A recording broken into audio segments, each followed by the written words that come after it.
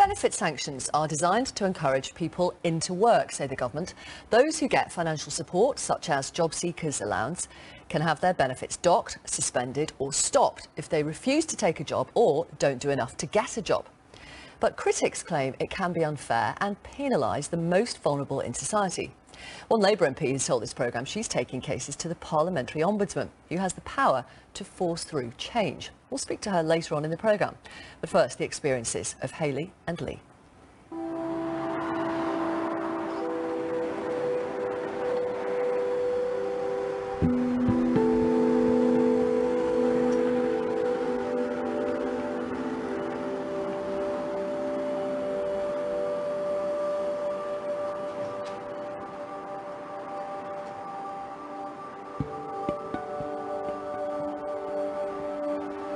Hi, morning, can I help?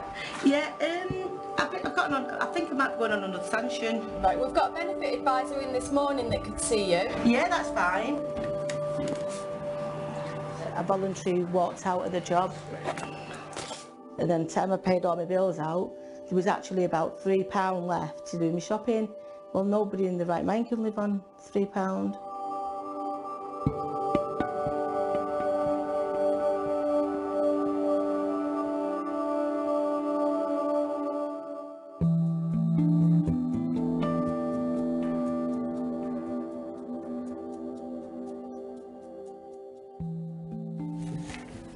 Hello, hello. Hiya, you alright? They got me a job for 12 hours.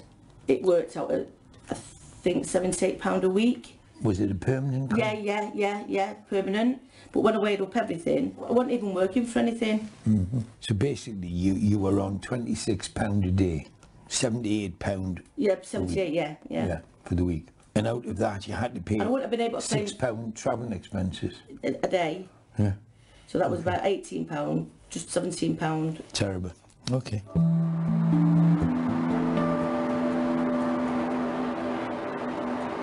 It was office cleaning, it was in Trafford Park. The very first day that I should have started, I couldn't even find the place. Me and my son walked it in the morning with my dog. It was way too far walking. If you ever had no money, I'd have to walk it. And then the bus fares, like I say, was expensive. So like I said, I'd actually been working for £3 to do shopping. She was panicking at like half 5, like, I don't even know what to do, I don't know where this job is. It could be half an hour off, yeah, it could be an hour off. I reckon what happens is a joke, like, you can't sanction no one over that, if you know what I mean, like. The work programme actually phoned me and said, where was I? I said, just got back. I said, I couldn't even find the place.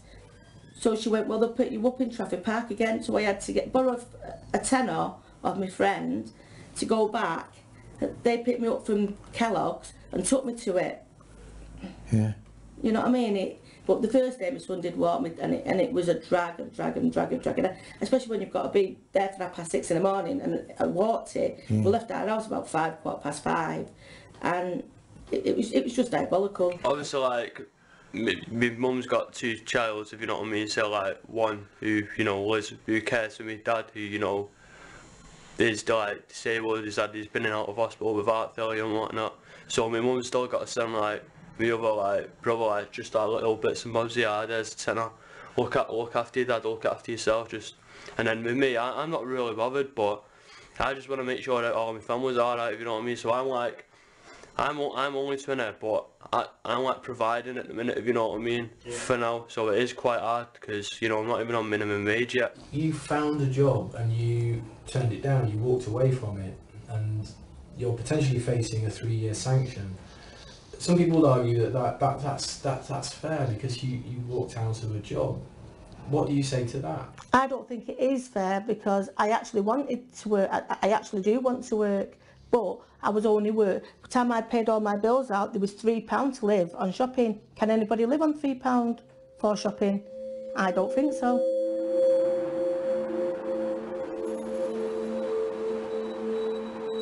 It was payment day for myself, was on a Friday. I've gone to my cash point, there was no payment in. I felt low, I felt destitute, I felt suicidal, I felt alone, I felt like the whole world was against me. It was just like, I've lost everything.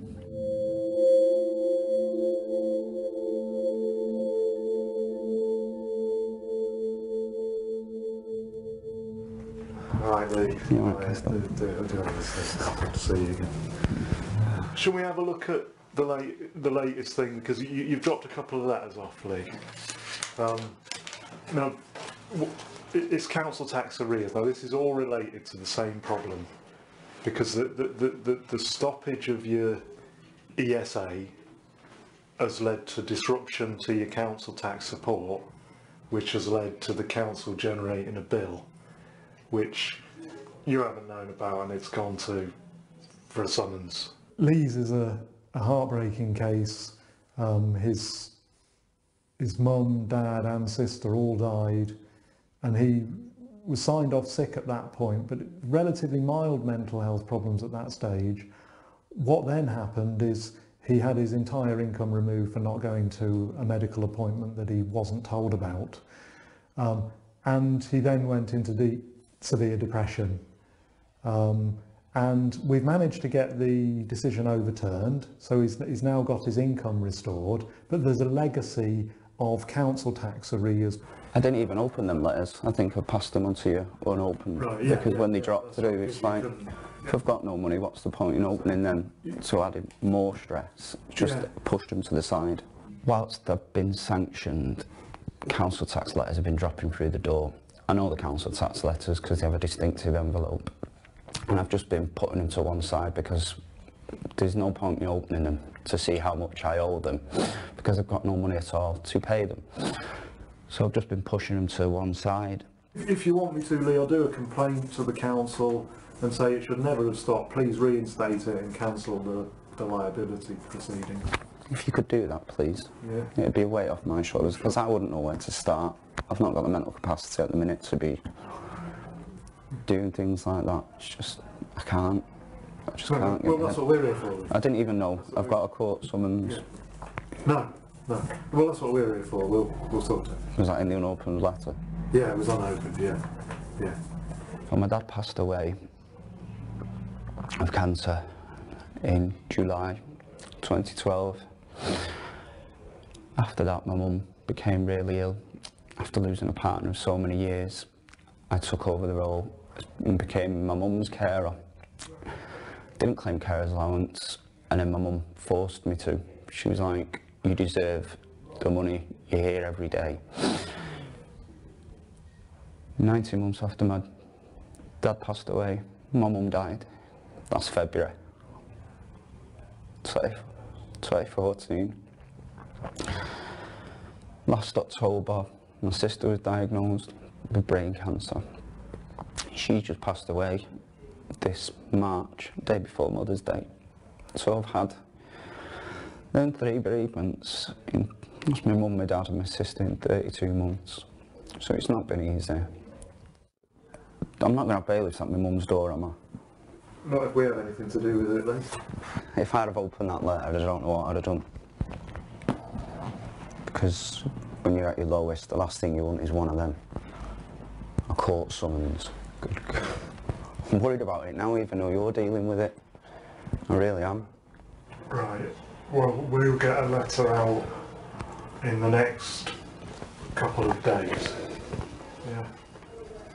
The sanctions regime is about encouraging people back into work. So, what are your thoughts about that? It's supposed to encourage people back into work, the sanctions. It actually worsened my condition. I went from just having a nervous disposition to be now diagnosed clinically depressed. So I don't know where they come up with the idea of leaving somebody destitute with no money. How is anybody supposed to get to a job interview, travel, clothes, food, everything to help yourself get back into work? No, I was getting slightly, I wouldn't say better, I was feeling a little like I was getting over. I'll never forget my mum and my dad. I don't want to say I'm forgetting them. I'm just saying I'm slightly moving on. And then for them to sanction me, it's just knocked me all the way back to 3 years ago. It's knocked me back that far. So by them saying that it's an incentive to get back into work, or however they word it, it's totally the opposite.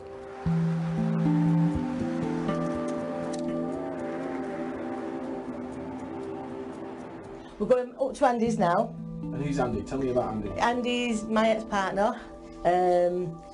He had heart failure about 2 years ago. He's just recently come out of hospital again. So I'll go and check on him, make sure that he's taking his tablets and stuff. And I'm here. Yeah, we've just got stuck in the bloody lift. Yeah. Everybody should really have a job, and you shouldn't expect anything for nothing, but they've got to make sure, before they even consider taking a job, they've got to make sure that there's enough money there to live on. And because, like, I've just found it the hard way that I took a job for 12 hours a week and I was working for basically next to nothing. We'll go up to the doctors in a bit and see if your tablets are ready. We won't be there till tomorrow, what? All she said was, check tomorrow to make sure. She said they could be because your heart tablets and things. Little chambermaid for you, aren't I? No.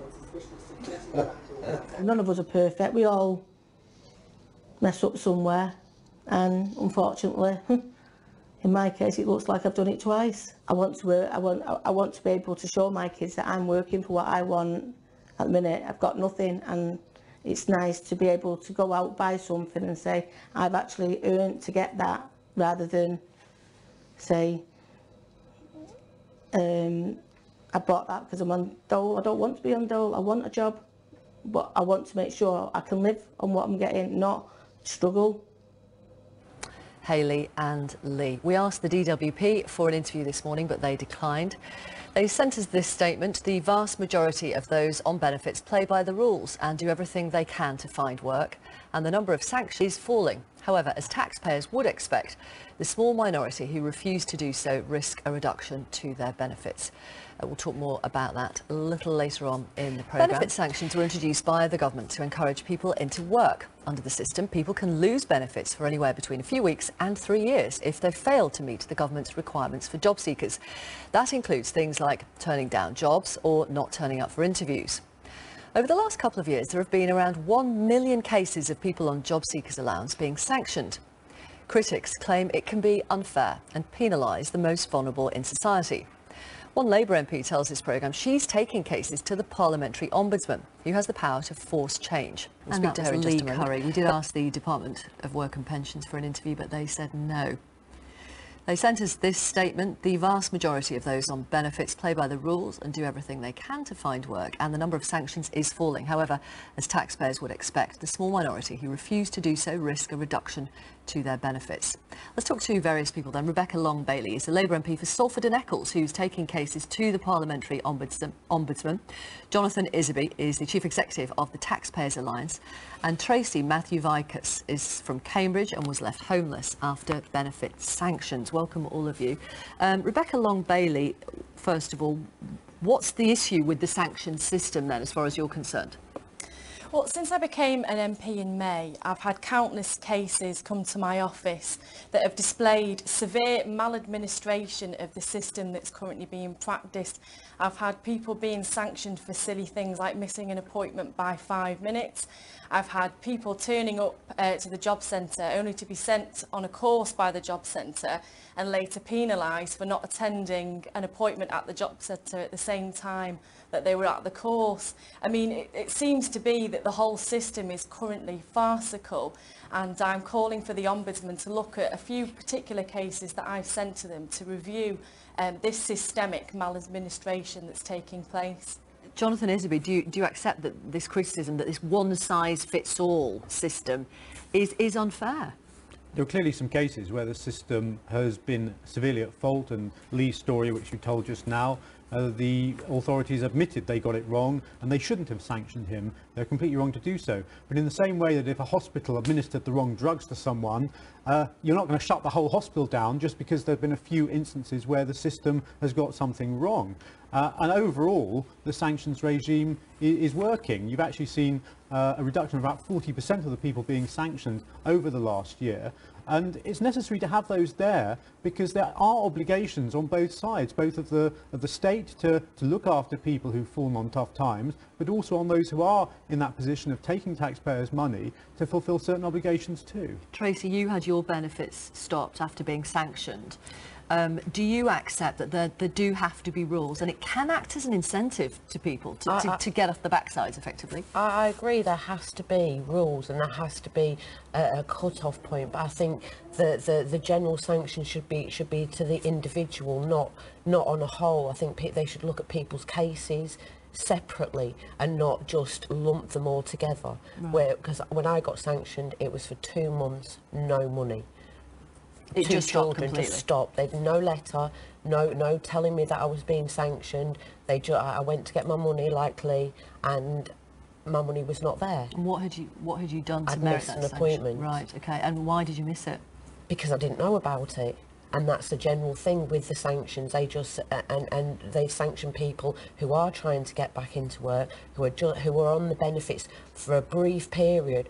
But it messed my whole life. Because the money was stopped, you couldn't pay your rent. Couldn't pay my rent. Then you were in arrears. Then you were evicted. And now what? I'm homeless. My partner, my 2 children. We're sofa surfing. The girls are staying with their grandmother, which I'm very grateful for. I always can rely on her to do that. But some people don't have that, even that, and it's distressing. I feel dirty and grimy and shamed. Why? Because I'm living on people's sofas. I can't even find my toothbrush this morning. It's horrible. It's shameful. Rebecca Long Bailey, I've got some texts and emails here from people saying, actually, it did work for me. This from Brian. I was unemployed for nearly 4 years. If it hadn't been for the threat of sanctions, I would never have bothered finding a job. I felt forced into finding one, and when I got one, it was the best thing ever. Not all people on benefits have issues. Some just need a kick. The Interior Ministers' Summit next Monday. How do you respond to that, Rebecca? Well, I think the Department of Work and Pensions would welcome a call from Brian. I'm sure you'll be aware of the scandal that recently came out in the press where the department was accused of making up claimant stories to put a positive spin on the sanctions regime. And in Salford and Eccles, I have to say, I have yet to meet one person that the sanctions regime has actually benefited. In fact, it pushes people further away from the ability of gaining a job. We should be providing people with support, not pushing them into a state of mental and financial despair. I've got another text here from a viewer who says, when you go on benefits, you sign a contract. You're liable to sanctions when you breach it. The fear of sanctions made me get a job and stay off JSA. The system worked for me.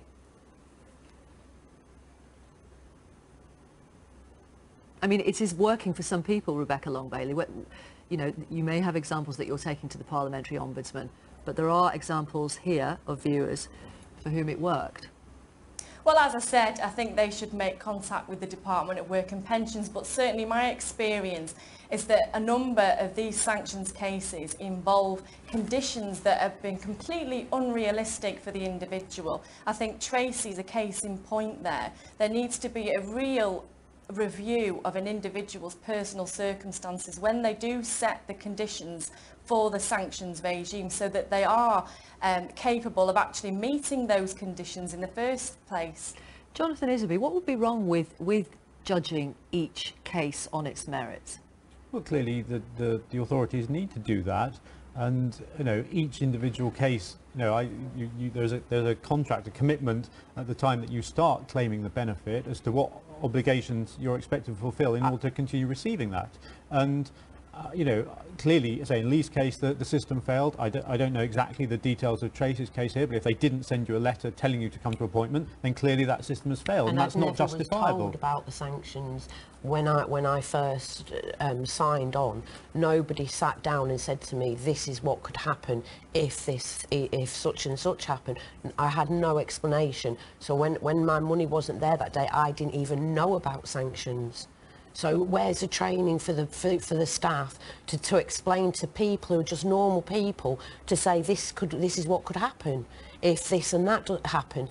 Nobody explained nothing to me. Again, that's an utter failure on the part of the authorities. It's only fair to tell people what is expected of them and what they're expected in return. But the system does need to be fair, both to claimants and indeed the taxpayers who are footing the bill. But what happens to people like me who now have lost their home because of this, because I wasn't explained things properly, and because I didn't receive a letter saying this is what could happen. I didn't get a letter about the appointment, I didn't get a letter about the sanctions, and yet I am still homeless. What happens to people like me? Have you put in an appeal? I put in everything I could, but by the letter of the law, the judge said he couldn't overturn it because I missed the appointment. By the letter of the law, that is what he said to me. Rebecca Long-Bailey, what can the Parliamentary Ombudsman do? Well, the Parliamentary Ombudsman can't change the law, I'll make that clear. I mean, that's the job of MPs. But what they can do is review the current system and make sure that it's being run properly by the Department of Work and Pensions. I mean, Tracy's case mirrors that of a number of my constituents where letters have been allegedly sent out confirming dates for appointments, but the claimant hasn't received any such letter at all. And, you know, that's not, you know, a big question mark about the sanctions regime generally. That's a question mark about how offices are run. Tracy, why doesn't the council have a duty to help rehouse you, just out of interest? Because I got evicted because of rent arrears, so I am classed as voluntarily homeless. Right, okay. Voluntarily. So how are you, I mean, you're looking for work now? Yeah, but what can it, I have no fixed abode. I don't know where I'm going to be from one day to the next. Where do I get a job? How do I get there? The money situation is dire because I can't work at the moment. I want to work. I've worked all my life. I am quite prepared to work. How can I do this? Thank you very much for talking to us. Thank you. And Jonathan Isby from the Taxpayers Alliance and Rebecca Long-Bailey, MP. Thank you, Labour MP, who's taking those cases to the Parliamentary Ombudsman. And a couple more emails from you. This from Pete. My grandson, aged 22, hadn't worked for 6 years and got a job in January. He worked then for 13 weeks, but it was agreed with his employer that he wasn't suitable for the job and he left. He went back to the job centre and was sanctioned for 3 months because the rules say you must be employed for 26 weeks before qualifying for the allowance. And this email from John, my son had his own flat for 3 years, but 3 sanctions last year for not attending interviews has put him in significant debt. 2 was set up over 25 miles away, which he was unable to get to. And 1 was unsuitable because he had absolutely no experience, which the job required. 3 months of sanctions stopped his housing benefit and council tax benefit as well as job seekers allowance. This left him with £900 rent arrears and £350 council tax arrears. He started an apprenticeship 3 months ago. He earns 90 quid a week, so it will take him 2 years to clear. He's unable to open a bank account due to a county court judgment. He waited 3 years for that apprenticeship, but now has 2 years of debt. Thank you for those.